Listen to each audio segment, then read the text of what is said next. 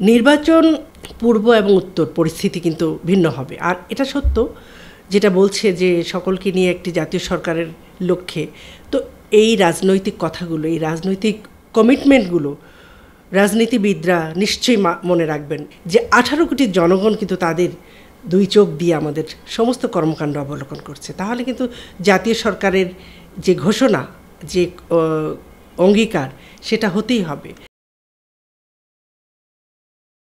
দেশের সার্বিক অবস্থা নির্বাচনের পূর্ব মুহূর্তে আপনি কেমন দেখছেন?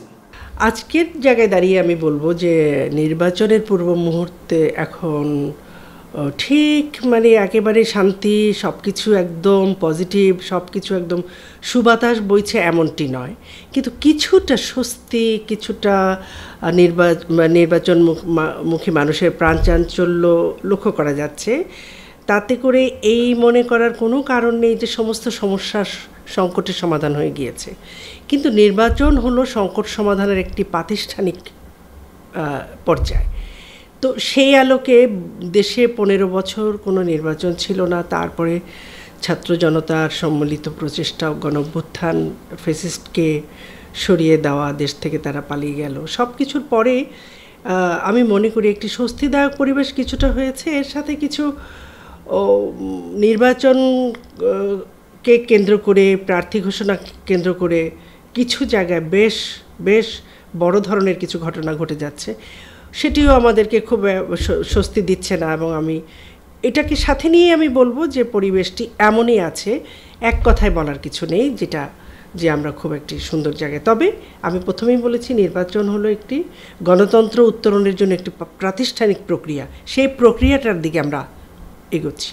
সেনা সদর দপ্তর থেকে জানানো হয়েছে যে নির্বাচন হলেই বাংলাদেশের সংকট কেটে যাবে, আপনি কি তাই মনে করেন?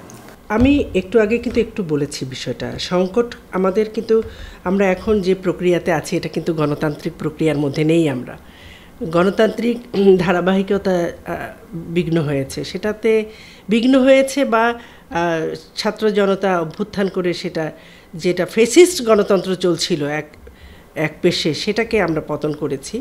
সেই জায়গাটা থেকে দেশপ্রেমিক সেনাবাহিনী প্রতি মানুষের অগাধ আস্থা, সেখান থেকে তারা কিন্তু বলতেই পারে, তারা তো জনগণকে সাহস দেবে, এটাই নিয়ম।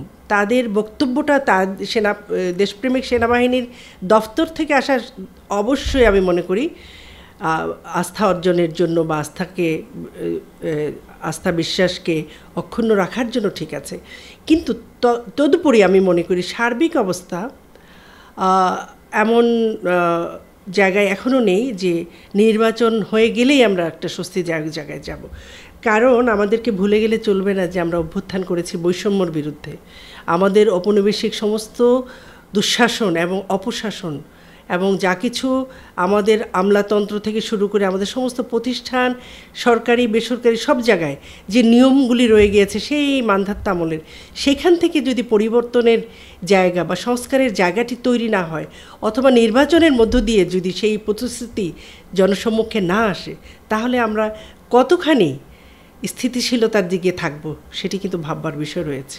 বিএনপি 237 আসন ঘোষণা করেছে। আমরা জানি যে আপনারা গণতন্ত্র মঞ্চ এবং 12 দলীয় জোট যুগপৎ আন্দোলনে বিএনপির সঙ্গে সবসময় ছিলেন। তো প্রশ্ন উঠেছে যে 237 আসন ঘোষণা করে বাকি আসন অনেকেই বলছে যে শরিক দলদের জন্য রেখেছে, এই বিষয়টা যদি পরিষ্কার করতেন। যুগপৎ আন্দোলন হয়েছে, এটা তো সত্য।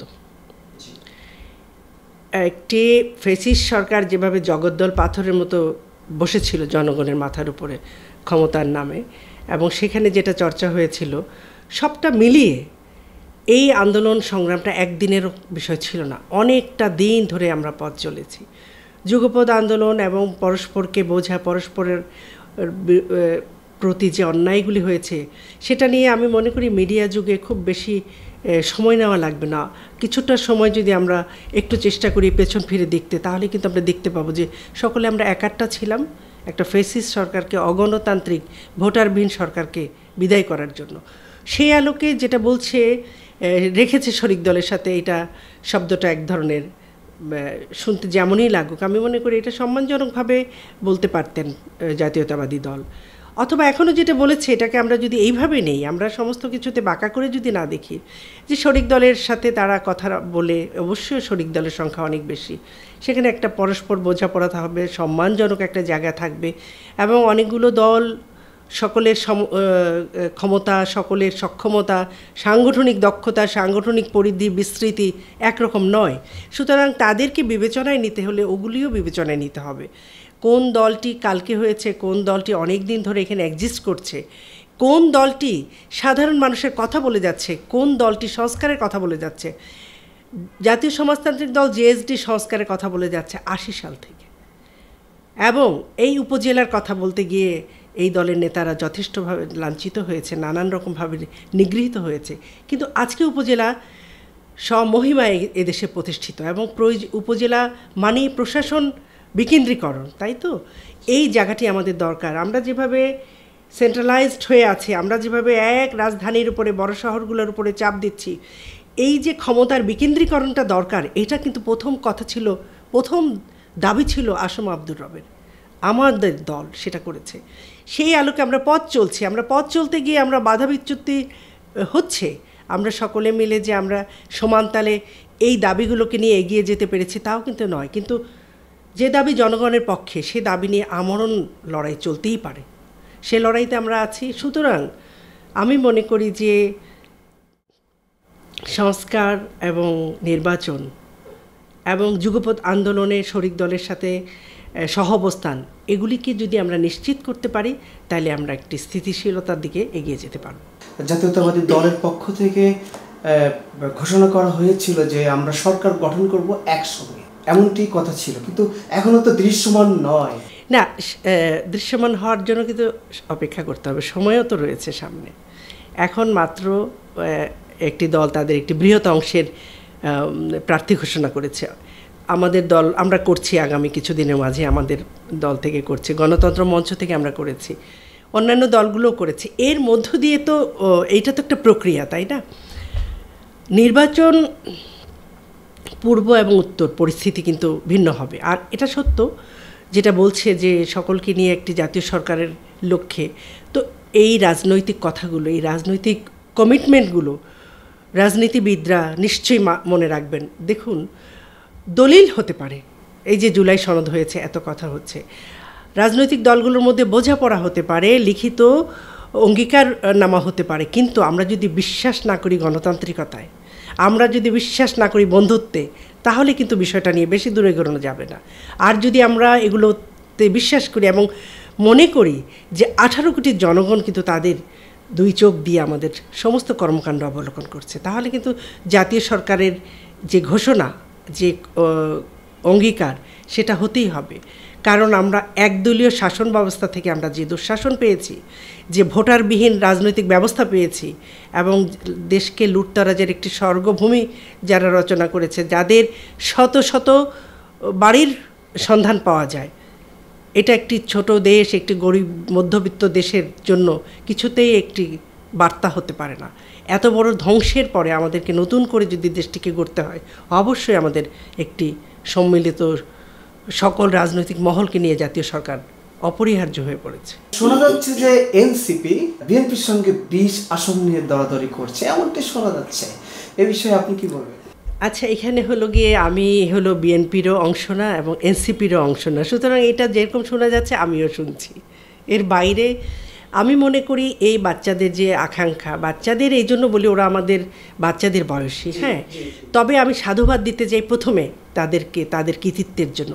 তারা যে ফ্যাসিস্টকে যেভাবে তারা পতন করিয়েছে, তাদের সেই কৃতিত্বের কোনো বিনিময় কিন্তু নেই। কিন্তু বড় রাজনৈতিক মহলগুলির দায়িত্ব আমি মনে করি তাদেরকে একটু পাশে রেখে তাদেরকে এগিয়ে নিয়ে যাওয়া। সেটা আসন দিয়েই হতে হবে এমনটা জরুরি নয়, কিন্তু তাদের যে অভিজ্ঞতার অভাব রয়েছে, তাদের বয়সের যে অপরিপক্কতার ব্যাপারটি রয়েছে, সেটাকে আমরা যদি তাদেরকে পাশে রাখি অনেক বেশি সময় নিয়ে, তাহলে কিন্তু তারা বুঝে যাবে, তাদের অভিজ্ঞতা হবে।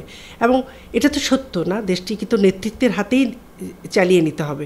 সেই নেতৃত্বটা গড়ে উঠতে পারে, এই আসন বোঝাপড়ার চাইতে জরুরি হলো সেটা তাদেরকে পাশে রাখা, তাদের সাথে থাকা।